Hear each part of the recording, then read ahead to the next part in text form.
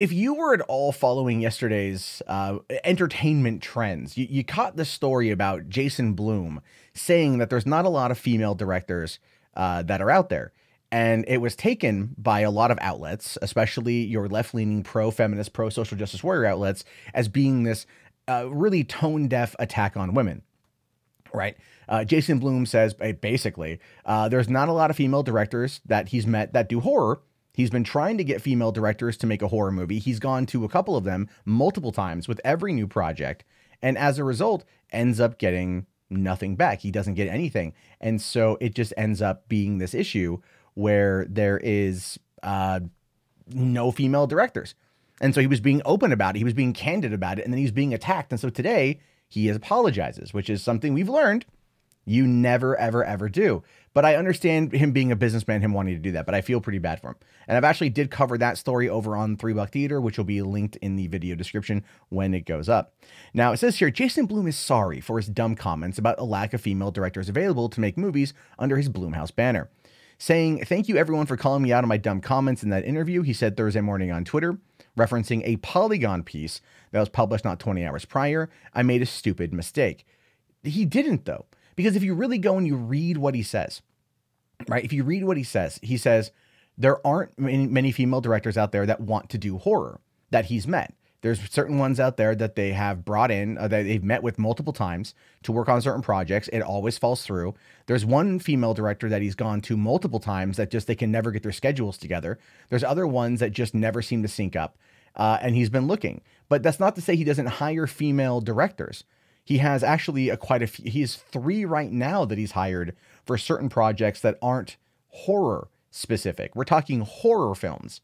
We're not talking like other genres, like thriller or drama or whatever.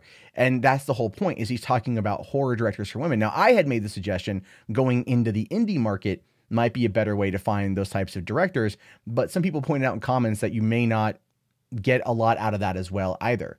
And I don't know for certain, but the thing is, Jason Blum has made his money. He's made his fortune. He's made his mark on Hollywood, like reinvented the horror franchise, the horror scene with horror.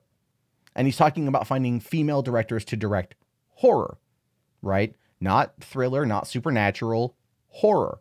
And he's having trouble with that. So he made a comment about it that was being truthful. He was being in his mind's eye, factual and candid about the situation. Like, no, we've been looking, we haven't been able to find it, or we haven't been able to sync up times because, scheduling is the thing. And of course, it's been met with from your standard, peanut gallery of that kind of thing, right? Anyway. Blum went on to point out that the female skewing demographics of both his audience and executive team. He also references actress Jamie Lee Curtis as an anchor for his new film Halloween, which hits theaters tomorrow. In addition to starring in the film, Curtis is also an executive producer of it. Well, yeah, he did go on to talk about that in the interview. He actually brought up Jamie Lee Curtis as being like the person on set, like the leader on set, like the director, David Gordon Green, would refer to her quite often for how to make sure that Halloween was being authentic to Carpenter's vision, right? To Carpenter's first, well, I mean, it's obviously not the first 2 films because this isn't Halloween 3. This is technically Halloween 2, but whatever. Okay. But John Carpenter was on set and he helped out a bit, helping out with the aesthetic. But Jamie Lee Curtis, having lived that role a number of times over the span of the last 40 years, this is her 5th iteration of Laurie Strode, really. She was more of the person on set that was really helping guide it and shape it in the right way. And he was citing that as a positive. He was saying she was great. She was an anchor. But they still, as you can see from here, this article is even still trying to attack him for saying that, right? It's like, did you want her to also be the director of the movie? Like, is this what this is about? Like, what is it? Now, he says here, citing his passion for gender parity several times, Blum said this morning that his company has not done a good enough job in working with female directors and that it is not because they don't exist. He says, I'm sorry, I will do better. In fact, this is what he completely says.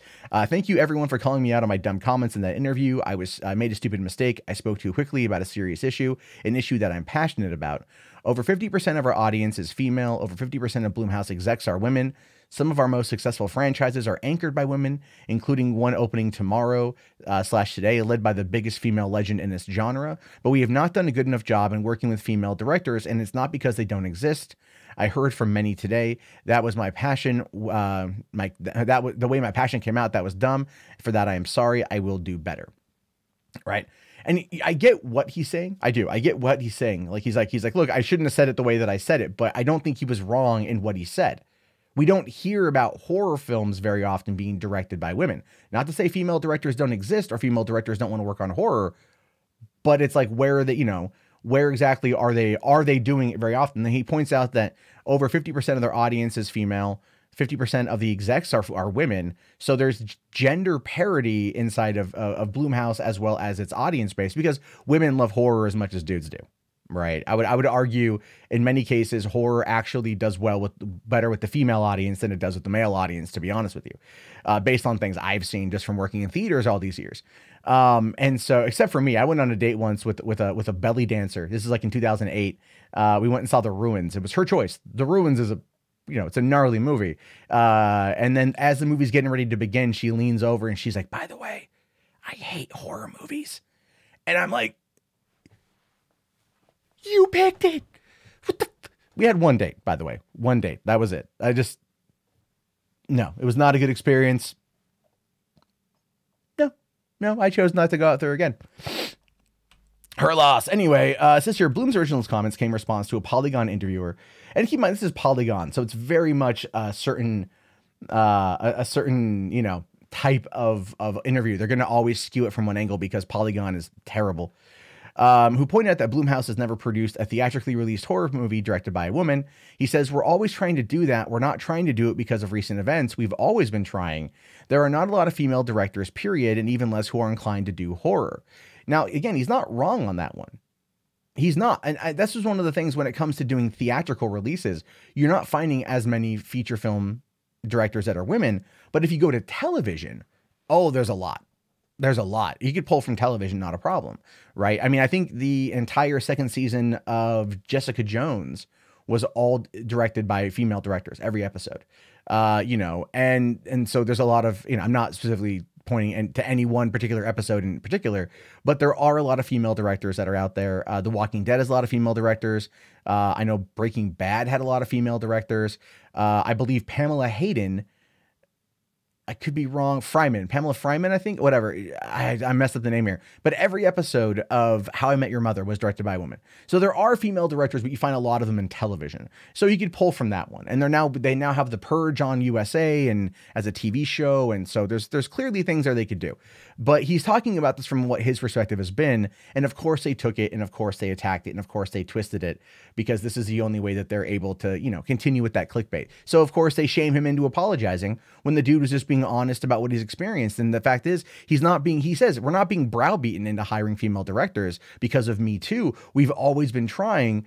And he says that it's just he can't get the timing. He goes on to say here, Blum even said he offered up numerous projects to both Jennifer Kent, director of The Babadook, and Lee Janiak, who directed Honeymoon, but nothing came of it. Again, Jennifer turned him down every time, and Lee couldn't do it because of scheduling conflicts.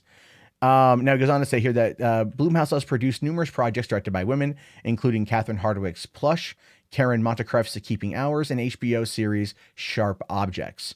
Right. So it's not like they never work with women. It's not like they've never done that. It's not like he doesn't hire women. It's just in this case for finding horror film. Keep in mind, this is talking about horror movies, and that's what he's referring to. But they still attack him for it because they have to. He did nothing wrong. He literally did nothing wrong. The dude, you can tell, loves his craft, loves what he does, wants there to be gender parity, hasn't been able to sync it up just yet. And you knew he was going to come out and apologize, because at this point you have to. In Hollywood, you have to apologize. If you don't, then you're just, you're more fodder for the wolves, so to speak. And it's really sad that he had to, because he said nothing wrong. But the way that Hollywood acts, and the way that Twitter acts, and the way that social media goes about things is, if you make one mistake, they try to cancel you unless you fall on your sword and appease them, because you have to give them the power all the time. Nah, man, screw that. He did nothing wrong. He shouldn't apologize. And that's really that.